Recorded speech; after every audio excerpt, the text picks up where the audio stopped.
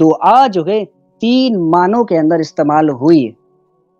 جی پکارنا جو عبادت والی دعا ہے وہ شرک ہے، باقی دو جو آپ نے قسمیں بتائی ہیں اس میں شرک نہیں ہے. دعا جی بالکل عبادت کے طور پہ اگر کوئی کسی کو پکارے گا تو وہ شرک ہے. ہم نے تو اپنا موقف، ہمارا موقف بھی یہی ہے. اب دیکھیں میں ایک چیز کرتا ہوں کہ مطلب آپ نے وہ جو ریفرنس بھی دیے ہیں قرآن کی آیات کے کہ ایک ہوتی ہے حقیقی مدد، ایک ہوتی ہے عطائی مدد، اللہ کی عطا کی ہوئی مدد. تو اس کی گارنٹی کیا ہے کہ جن اولیاء اللہ کو ہم دعا میں پکار رہے ہیں ان کو اللہ نے عطا کیا ہوا اور وہ قبر سے ہماری مدد کر سکتے ہیں؟ نہیں، ابھی آپ سوال نہیں کر سکتے. دیکھیں ابھی ہماری علمی گفتگو ہو رہی ہے تو آپ نے میرے دلائل کا رد کرنا ہے یا پھر اپنے دلائل پیش کرنے. آپ سوال کریں گے تو پھر مزہ نہیں آئے گا نا یار. میں سمجھنے کے ساتھ جو میں بات اب دیکھیں یہ جو علمی کتابی جو آپ کا کمنٹس بیچ میں کر رہے ہیں نا، یہ علمی کتابی فرقہ والا کہہ رہا ہے ہم آج جھوٹ بول رہے ہیں. کنز الایمان میں آپ جو آیت میں آپ سورہ اعراف کی 194 ہے نا، اس کا جو اعلیٰ حضرت نے ترجمہ لکھا ہے نا وہ لفظ بلفظ ایک بار پڑھ کے اس کو سنانا چاہتا ہوں تاکہ وہ اپنا جھوٹ جو ہے لے کے تھوڑا اس پہ غور و فکر کرے.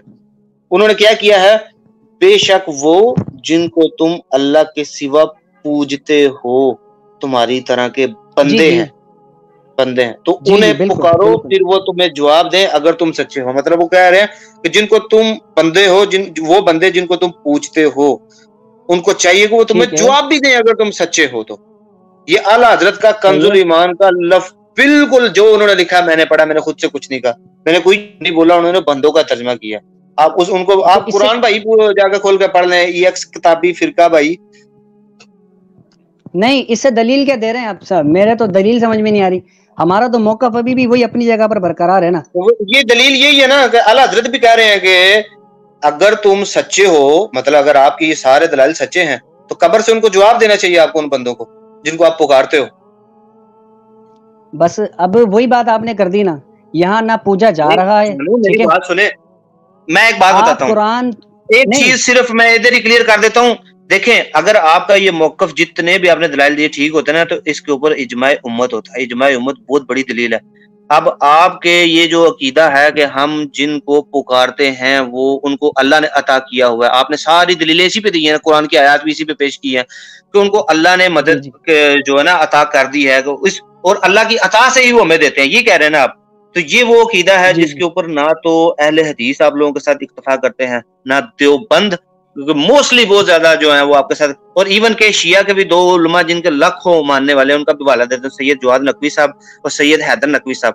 وہ بھی غیر اللہ کو دعا میں کسی بھی ریفرنس سے جو فوت ہو چکا ہے، مطلب آپ ان کو کسی بھی ریفرنس سے پکارے ہیں وہ اس کو شرک سمجھتے ہیں. مطلب 3 فرقوں کے جو میجر علماء ہیں اگر آپ ان سے پوچھ لیں تو وہ ان کا آپ سے اختلاف ہے. تو اس کا مطلب ہے کہ آپ لوگ ہی صرف اس عقیدے پہ باقی نہیں. تو اختلاف کا مطلب یہ ہے کہ اگر وہ آپ لوگوں کے ساتھ نہیں ہے تو امت کبھی بھی گمراہی پہ اکٹھی نہیں ہوگی. یہ بات ٹھیک ہے کہ نہیں امت؟ یہ بات ٹھیک ہے کہ نہیں امت کبھی بھی گمراہی پہ اکٹھی نہیں ہوگی؟ یہ بات ہے نا؟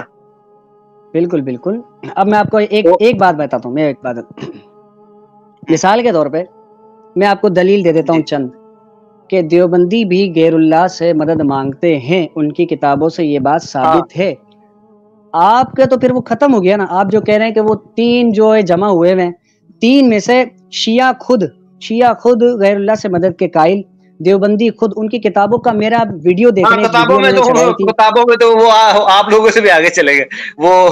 تو بس آپ پھر تو آپ کی دلیل ہی نہیں بنتی بھائی صاحب. نہیں میں موجودہ جو ہے میں بڑے بڑے مفتی طارق مسعود صاحب کو لے لیں، تقی عثمانی صاحب کو لے لیں، اس کے بعد مفتی عبدالواحد قریشی صاحب کو لے لیں، وہ بالکل اس کو مولانا الیاس گمن صاحب کو لے لیں، موجودہ جتنے بھی ہیں وہ کہتے ہیں جیسے آپ اپنی مطلب کتابوں میں لکھی عبارات کو نہ نگلتے ہو نہ اگلتے ہو، ان کے اوپر بس کئی جگہ پہ دلائل ہی دیتے ہیں لیکن وہ اس کو جسٹیفائی کرتے ہیں. یہ اس طرح سے نہیں ہے کہ آپ یہ والا کام شروع کرتے ہیں جیسے انہوں نے کتابوں میں لکھا ہے کہ ہم قبروں سے اولیاء اللہ کی قبروں سے فیض لینے کو جائز سمجھتے ہیں، لیکن وہ کوئی انہوں نے خواص کا طریقہ لکھا ہے، خواص کے طریقے سے.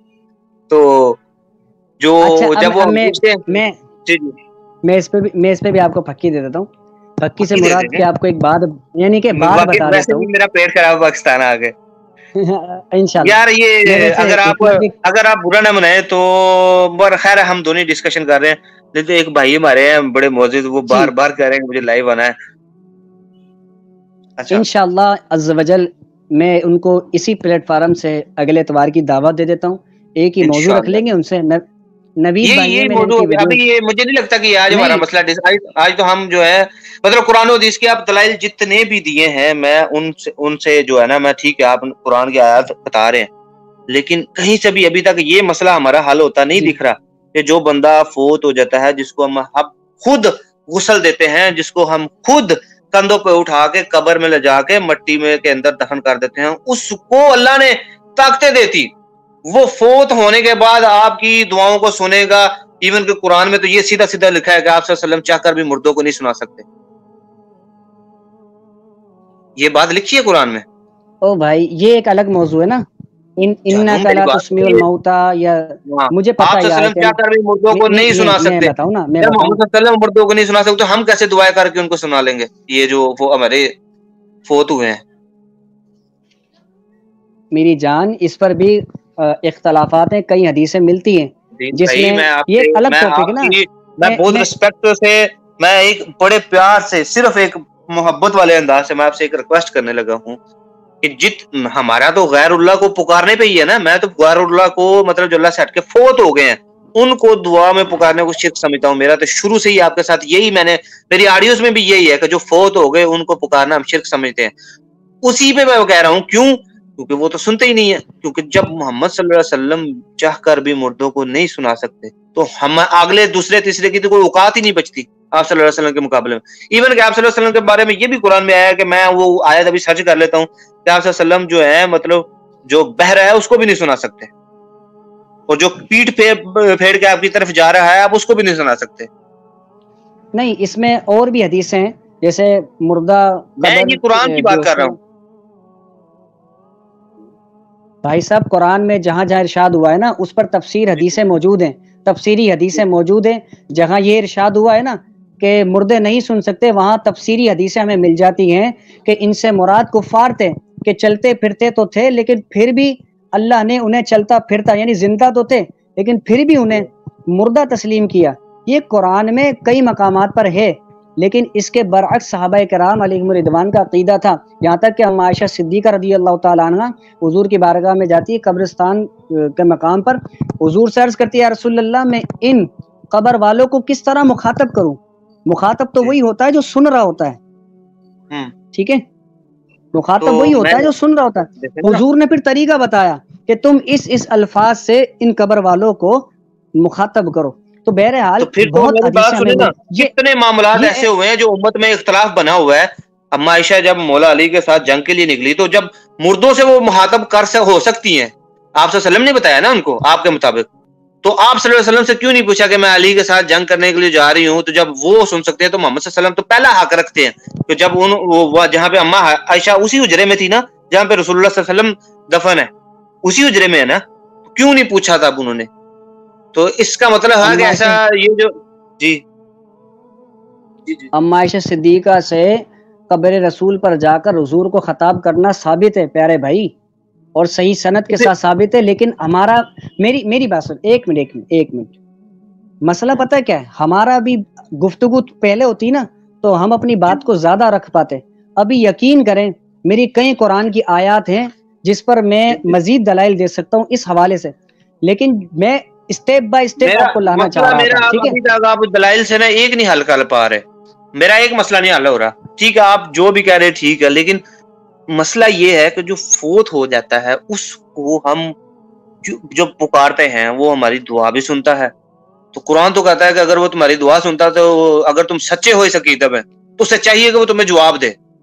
ایون کہ آپ یہی سورہ اعراف کی آیت نمبر 194 پڑھ لیں، اعلیٰ حضرت کا ترجمہ پڑھ لیں، اس میں بھی یہی لکھا ہے انہوں نے کہ اگر تم سچے ہو تو ان کو چاہیے تمہیں جواب دیں جن کو تم پکار رہے ہو. اب یہ کہنا کہ یا میں ایک منٹ بس، اب یہ کہنا کہ یا شیخ عبد القادر جیلانی پیران پیر آپ ہماری جو ہے بات سن رہے ہیں، اس کی جب شیخ عبد القادر جیلانی کو آپ دعا میں پکار رہے ہیں تو ان کو اللہ نے عطا کی ہوئی یہ طاقت کہ وہ آپ کی دعا سن سکتے ہیں. بالکل بالکل اللہ کی عطا ہی ہے. ٹھیک ہے, اس پر میں آپ کو ایک کتاب کی زیارت کروا دیتا ہوں. یہ امام بخاری کے دور میں لکھی گئی تھی. اب آپ بولو گے یار قرآن سے ہٹ کر بات کر رہے ہو آپ. نہیں آپ قرآن سے ہٹ کے بھی کریں. ہاں میں اصل میں میرا لائٹ گئی بھی ہے, میں کوشش کرتا ہوں یہ نظر آ جائے. ایک منٹ بس, میں ویڈیو اس سے کیمرہ کر دیتا ہوں. یار میں آپ کا چہرہ مبارک دیکھنا چاہتا تھا, لیکن آپ ماشاءاللہ اصل میں دکھا دوں گا لاسٹ میں انشاءاللہ. لائٹ بھی گئی بھی ہے, بھی کیمرہ کیسے چینج ہوگا. ایک منٹ. ٹھیک ہے, یہ کیمرہ دیکھیں, یہ کتاب دیکھ رہے ہیں محمد صلی اللہ علیہ وآلہ وسلم. جی ایک منٹ. کون کہتا ہے کتاب نظر آ رہی ہے؟ ولی مر گئے.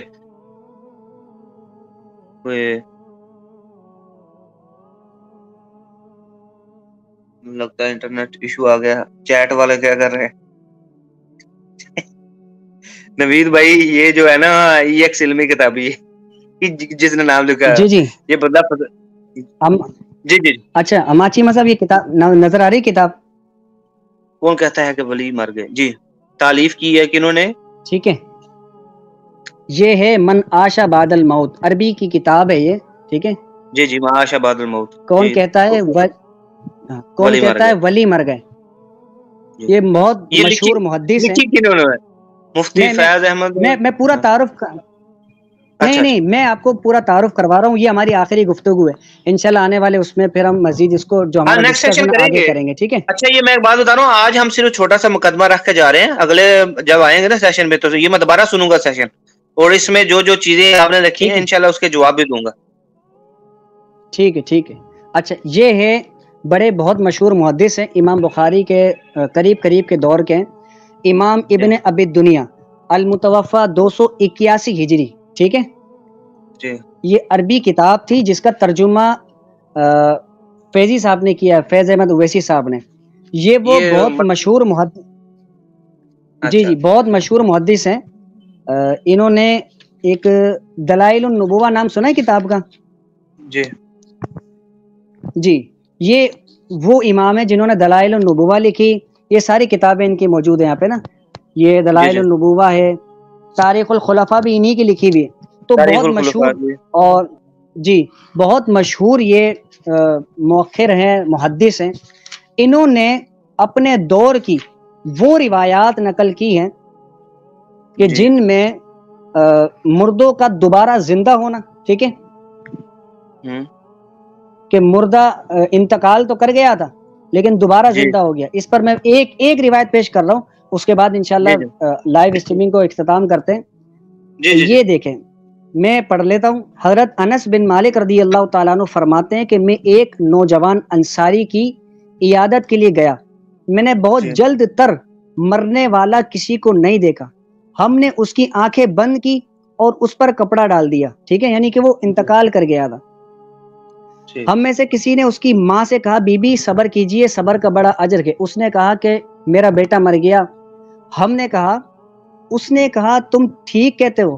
پھر اس نے آسمان کی طرف, یعنی اس عورت نے آسمان کی طرف ہاتھ پھیلا کر کہا اے اللہ کریم, میں تجھ پر ایمان لائی اور تیرے حبیب صلی اللہ تعالی علیہ وسلم کے ساتھ ہجرت کی. مجھ پر جب بھی مشکل آئی میں نے تجھ کو یاد کیا تو تو نے میری مشکل حل فرمائی. اب بھی عرض ہے کہ آج یہ مصیبت میری برداشت سے باہر, لہٰذا میرے بیٹے کو زندہ کر دے. لوگ کہتے ہیں ایک جو بندہ مر جائے نا وہ دوبارہ زندہ نہیں ہوتا. یہاں پر آگے لکھا ہے کہ حضرت انس رضی اللہ تعالیٰ عنہ فرماتے ہیں کہ اس نوجوان کے چہرے سے کپڑا ہٹایا گیا تو وہ زندہ تھا. ہم اسی حالت میں تھے کہ اس نے اٹھ کر یہ آپ کا موقف ٹوٹ رہا ہے بالکل. پہلے میری سنیے. نہیں موقف کیوں ٹوٹ رہا ہے؟ میرا تو موقف یہ ہے کہ ہر چیز میں اللہ کو پکارو. نہیں ابھی میں جو سمجھانا چاہ رہا ہوں نا, ابھی پکارنے کے حوالے سے بالکل پکارنا تو میں نے پہلے ہی بتا دیا آپ کو. ابھی جو میں سمجھانا چاہ رہا ہوں وہ سمجھیں. یہ کدھر سے کدھر گھما رہے ہیں بات کو. اس میں سیدھا لکھا ہے کہ اس نے اللہ کو پکارا اور کہہ رہی ہے ہر مشکل میں اللہ تجھے ہی یاد کیا. لکھا ہے نا, سیدھا لکھا ہے. بالکل لکھا ہے نا. تو ہر مشکل میں اور ہم بھی یہی کہتے ہیں کہ میرے اللہ کے بندو جب ہر مشکل میں اللہ کہہ رہا ہے کہ مجھے پکارو تو اللہ کو پکارو، کیوں دوسروں کو پکارتے ہو؟ پکارنا ہی تو شرک میں آتا ہے. ہاں ادھر وہ کہتی نا کہ قرآن اتنا. جانو میری بات سنو، میرے سونے میٹھے، اگر یہاں پہ اس نے یہ لکھا ہوتا نا کہ میں فلانے صحابی کو پکارا ہے یا فلانے کو، تو میں میرا مقدمہ چلو میں ادھر ہی ہار جاتا. جی اس میں تو وہ سیدھا سیدھا کہہ رہی ہے کہ میں اللہ کو کہہ رہی ہے کہ یا اللہ. اور ادھر تو ایک بندہ فوت ہو گیا، اس کو کفن دفن ہم نے پہنا دیا اپنے علاقے میں، قبرستان لے کے گئے بغیر کسی واسطے کے زندہ ہو گیا.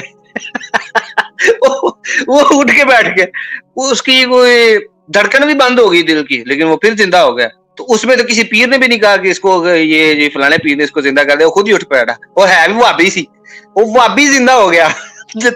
اور بتاؤ، جو کہ اولیاء اللہ کو مانتا ہی نہیں. تو یہ کوئی دلیل نہیں ہے میرے بھائی کو. نہیں میری جان، میں جو سمجھانا چاہ رہا ہوں نا، اصل میں آپ نے جو کہا نا مردے کے حوالے سے، وہ اس اعتبار سے میں نے یہ بات رکھی. باقی رہی بات پکارنے کے حوالے سے، یہ جو آپ نے بات رکھی ہے نا، یہ مردے کو پکارنے سے تو کہیں بھی نہیں آتی. یہاں تو یہ بھی نہیں آ رہا کہ اس عورت نے یہ کہا کہ فوت ہونے والے تجھے میں کم باذنی اللہ یا کم باذنی مطلب میرے حکم سے زندہ ہو جا. ایسا تو کوئی بھی اس نے کہا، نہ ہی اس نے خود کو، اور نہ ہی اس نے کسی اولیاء اللہ کا، نہ ہی اس نے کسی صحابہ کا. اللہ کا اس نے کہا نا، تو اللہ تو اس پہ قادر ہے. ہم تو کہتے ہیں کہ زندگی موت دینا ہی اللہ کے ہاتھ میں ہے. جانو اصل میں مسئلہ پتہ کیا ہے؟ نفس. میری بات سنیں، نفس مسئلہ، جس مسئلے پر میں بات سمجھانا چاہ رہا ہوتا ہوں نا، آپ اس مسئلے سے ہٹ کر پھر دوسری گفتگو کر لیتے ہیں. اصل یہاں مقصد بتانے کا یہ تھا کہ جو شخص انتقال کر جائے، اس کے بعد آپ کی دلیل کے مطابق کوئی شخص زندہ نہیں ہو سکتا. یہ امام بخاری کے دور کے انہوں نے ایک روایت نہیں نقل کی، غالباً تقریباً 30 سے زائد ان کی یہ 34. ہم آپ کو ہم تو بارہا عیسیٰ علیہ السلام کی مثال دے رہے ہوتے ہیں کہ عیسیٰ علیہ السلام نے مردہ زندہ کی ہے. سورہ انبیاء کی پہلا رکوع پڑھا ہے آپ نے؟ پہلا رکوع، اس میں کفار نبی کریم صلی اللہ علیہ وسلم سے کیا مطالبہ کر رہے ہیں؟ میں ایک منٹ، سورہ انبیاء کے پہلے رکوع میں آپ جانو، میں نبی کریم صلی اللہ علیہ وسلم کی بات کر رہا ہوں کہ ان سے کیا وہ مطالبہ کر رہے ہیں. آپ نے پڑھا ہے نا سورہ انبیاء کے پہلے رکوع میں کفار جو ہیں وہ رسول اللہ صلی اللہ علیہ وسلم سے کیا مطالبہ کر رہے ہیں؟ یہی کہہ رہے ہیں نا کہ پہلے نبی جو تھے وہ مردے زندہ کرتے تھے، آپ بھی کوئی ہمیں اس طرح کا معجزہ کر کے دکھاؤ. کہہ رہے ہیں کہ نہیں کہہ رہے؟ میں یہ نہیں کہتا نبی صلی اللہ علیہ وسلم رحمت للعالمین ہیں پوری، ٹھیک ہے. میں صرف ایک سوال کا آپ سے میں نے سوال پوچھ رہا ہوں کہ سورہ انبیاء میں کفار کا یہ مطالبہ ہے رسول اللہ صلی اللہ علیہ وسلم سے کہ آپ جن کے ہمیں قصے سناتے ہیں وہ تو جو ہے مردے زندہ کرتے تھے، آپ بھی ہمیں اس طرح کو معجزات دکھائیں اپنے. کہتے تھے کہ نہیں کہتے تھے؟ جی جی جی میری جان، میں آپ سے سوال پوچھ رہا ہوں. آیت نمبر دوبارہ بتائیں، میں نکال لیتا ہوں. میں آپ کو جو ہے نا واٹس ایپ میں وہ سینڈ کر دیتا ہوں. سورہ انبیاء کا پہلا رکوع اگر آپ کو پڑھنا پڑے گا، پورا مقدمہ کلیئر ہوگا. میں نکال لیتا ہوں. اصل میں دیکھیں، میں نے جو اپنے موقف پر جتنے دلائل دیے نا، میں آپ کا موقف سمجھتا ہوں. میں آپ سے بارہا جب میں نے شروع کیا تھا نا، میں نے شروع میں ایک ہی بات کی تھی کہ جو بندہ فوت ہو جاتا ہے اس کو ہم کیسے دعا میں. آپ نے وہ والی کوئی مثال نہیں دی. یہاں پہ جو بھی آپ نے ابھی ایک مثال دکھائی ہے، وہ بھی جو اللہ کو پکار رہی ہے، وہ تو اللہ تو زندگی اور موت کا مالک ہے. جو بندہ اس پہ یقین نہیں رکھتا، اب میں اللہ کسی کو زندگی دے کسی کو موت دے، یہ اللہ کے اختیار میں. یہاں پہ اگر ہوتا نا کہ فلانے بزرگ کو اس نے پکارا، جیسے آپ کے خواجہ غریب نواز نے ایک بار جو ہے نا کسی بھگوان کو زندہ کر دیا اور اس کو لڈو کھلا دیے، تو لیکن وہ مسلمان نہیں کر سکے ان لوگوں کو جو سامنے کھڑے ہیں کہ تسی مسلمان ہو. جو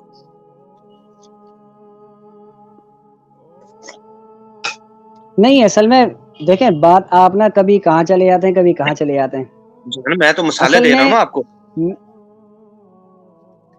پیارے بھائی، میں نہیں بھی آپ کو جو میرا جو مقصد تھا نا، میں جو اپنا جو سوچ کر آیا تھا کہ پہلے میں نے جتنی بات سمجھانی ہوگی نا وہ قرآن ہی سے سمجھاؤں گا، بعد میں حدیث شیئر کروں گا. بات ساری آپ نے جو قرآن کی دلیلیں دی ہیں وہ جتنی بھی ہیں وہ بندے تب موجود ہوتے تھے، انبیاء موجود ہیں، آپ نے ساری وہ دلیلیں دی ہیں.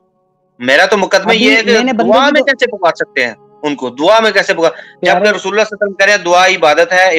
اور ایون کہ آپ صلی اللہ علیہ وسلم تو یہاں تک ہمیں کہہ کے گئے ہیں کہ اگر تمہاری جوتی کا تسمہ بھی ٹوٹ جائے تو وہ بھی اللہ سے مانگو. یہاں تو آپ وسلم کہہ جاتے نا. آپ ایک بھی حدیث ایک جی جی نہیں اس پر میں آپ کے ساتھ ایک سوال کر لوں. جی جی سوال کر لیتا ہوں میں. ہاں جی بالکل. پھر آگے پیچھے نہیں ہوئیے گا. آپ نے کہا کہ بندوں سے پیسے کیوں مانگتے ہو کہ مدد کیسے لے سکتے ہو؟ ظاہر اس بات ہے.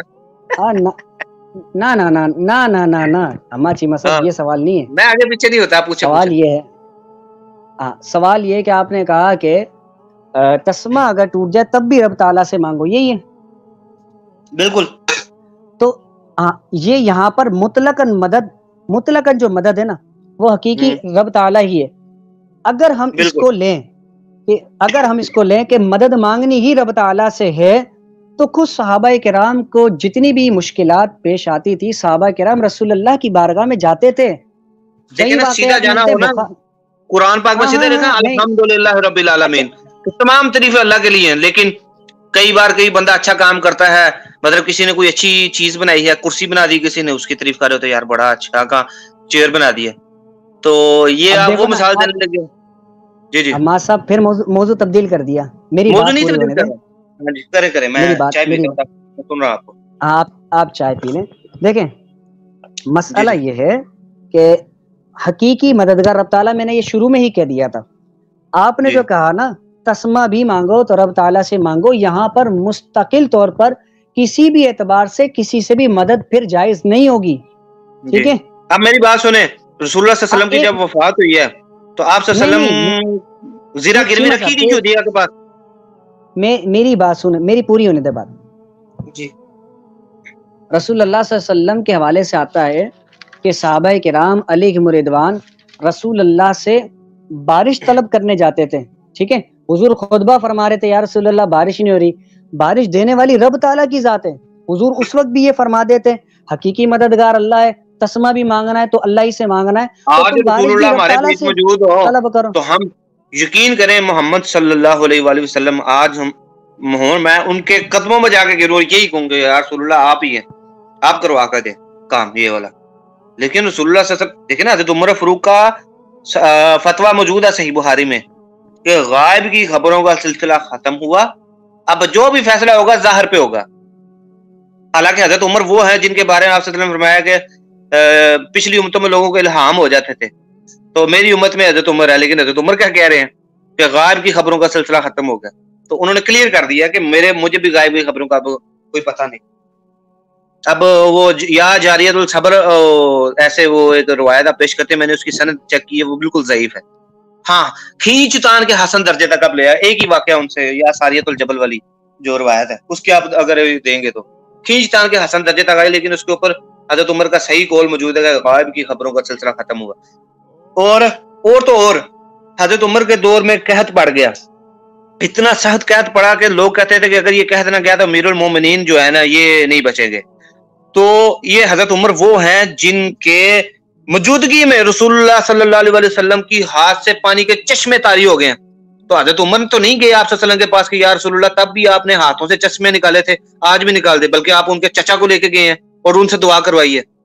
اور یہ آپ جو میں پھر وہ بارہا آپ کو کہہ رہا ہوں کہ پکارنا اگر ہوتا تو سب سے پہلے حضرت عمر نبی کریم صلی اللہ علیہ وسلم کو پکارتے کہ میرے قحط پڑ گیا یا رسول اللہ, آپ کے ہاتھوں سے پانی کے چشموں کا معجزہ ہم نے دیکھا تھا, آج بھی وہ کریں اور ادھر قحط سالی دور ہو جائے. صحیح بخاری میں موجود کا قحط پڑ گیا تھا تو حضرت محمد صلی اللہ علیہ وسلم کے چچا کو وہ لائے, انہوں نے دعا کی, دعا قبول ہو گئی اللہ سے. حماد بھائی جی, حماد بھائی ایک منٹ, آپ نا دلیل بھی خود دیتے ہیں اور دلیل کے رد میں خود بھی دلیل دیتے ہیں, یعنی خود ہی دلیل دیتے ہیں اپنا ہی رد خود کر دیتے ہیں.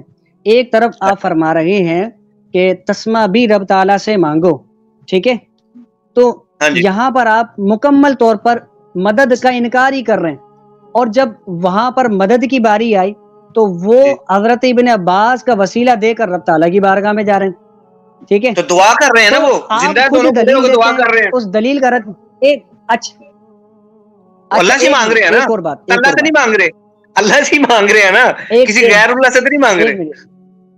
ہاں تو آپ کا موقف پھر بھی ٹوٹ رہا ہے نا, بیچ کا جو یہ قرابت عداری آ رہی ہے وہ تو پھر بھی گئی.